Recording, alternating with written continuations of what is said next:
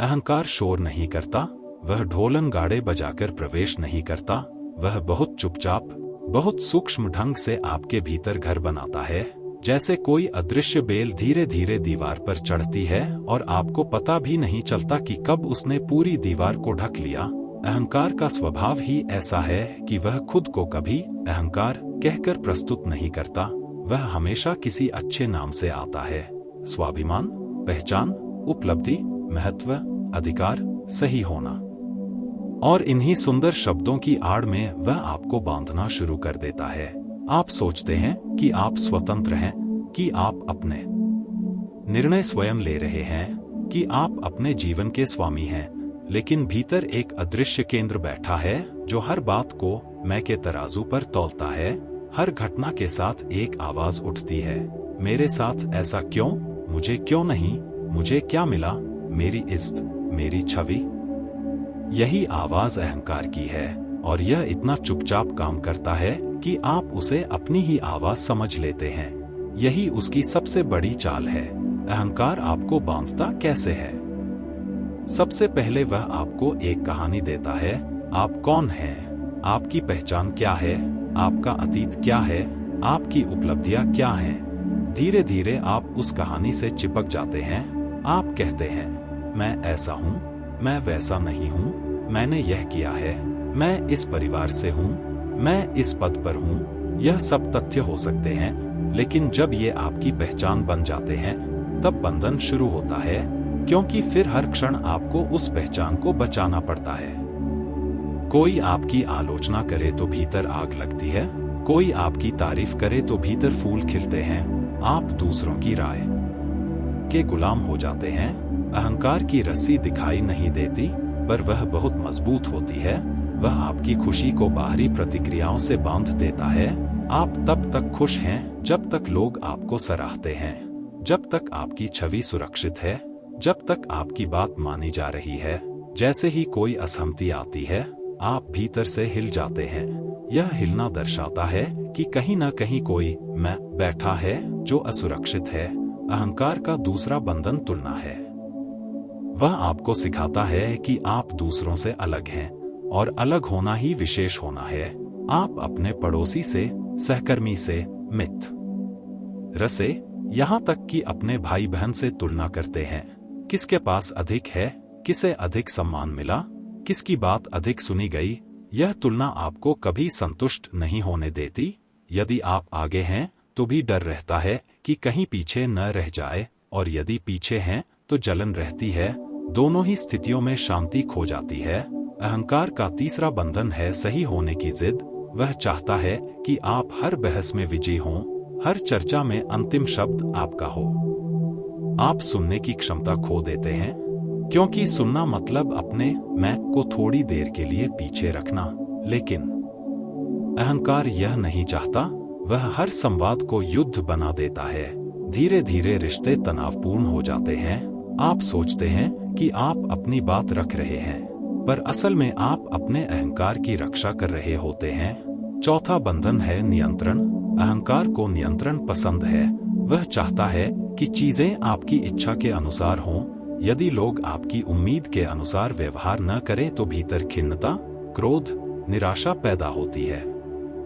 आप भूल जाते हैं कि जीवन अपने नियमों से चलता है। आप सब कुछ नियंत्रित नहीं कर सकते, लेकिन अहंकार आपको यह भ्रम देता है कि आप केंद्र हैं और सब कुछ आपके चारों ओर घूमना चाहिए।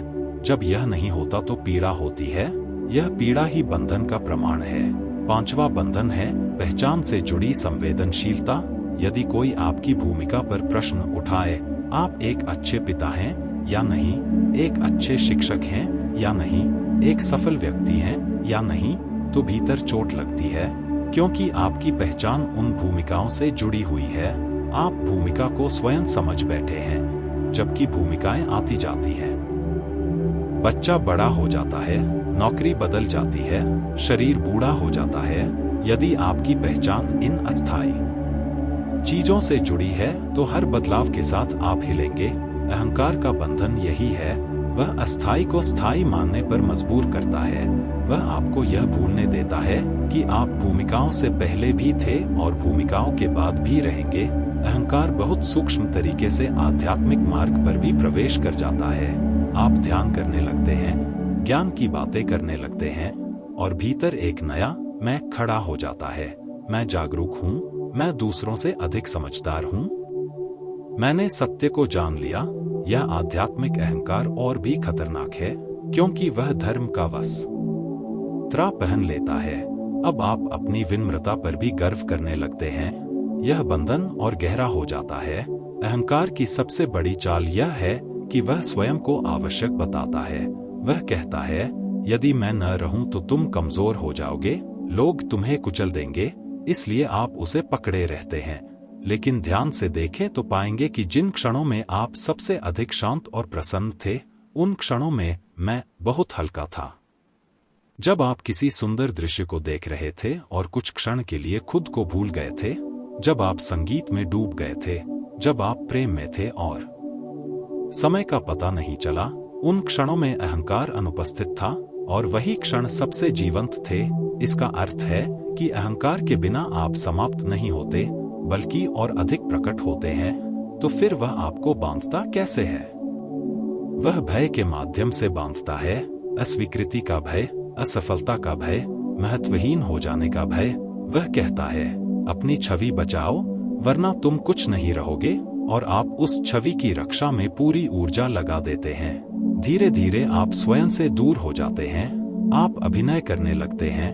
आप वह बन जाते हैं जो लोग देखना चाहते हैं। भीतर एक खालीपन रहता है, पर बाहर मुस्कान।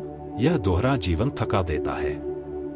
अहंकार आपको वर्तमान से भी दूर करता है, क्योंकि वह या तो अतीत में जीता है, मैंने यह किया था, या भविष्य में मैं यह बनूंगा। वर्तमान में उसका कोई काम नहीं। वर्तमान में बस होना है, और होना अहंकार के लिए असहज है, इसलिए वह आपको लगातार व्यस्त रखता है। व्यस्तता भी एक बंधन है। आप सोचते हैं कि आप उत्पादक हैं, पर भीतर एक बेचैनी है।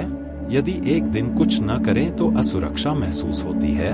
यह असुरक्षा दिखाती है कि आपकी पहचान करने से जुड़ी है। यदि आप कुछ नहीं कर रहे तो मैं कमजोर पड़ता है, इसलिए अहंकार आपको लगातार कुछ न कुछ करने के लिए उकसाता है। वह चाहता है कि आप कभी रुके नहीं, क्योंकि रुकने पर आप देख सकते हैं, और यदि आपने देख लिया कि यह मैं एक विचारों का समूह मात्र है, कोई ठोस सत्ता नहीं, तो उसका खेल समाप्त हो जाएगा। अहंकार का बंधन तभी टूटता है जब आप उसे देखना शुरू करते हैं। उसे मिटाने की कोशिश न करें, उसे दबाने की कोशिश न करें। बस देखें कि वह कैसे हर घटना को अपने केंद्र से जोड़ता है। देखें कि वह कैसे प्रशंसा पर फूलता है और आलोचना पर सिकुड़ता है। देखें कि वह कैसे तुलना करता है, कैसे सही होने की जिद करता है, कैसे नियंत्रण चाहता है। यह देखना ही जागरूकता है, और जागरूकता की रोशनी में अहंकार की पकड़ ढीली होने लगती है। जैसे अंधेरे में रस्सी सांप लगती है और रोशनी पड़ते ही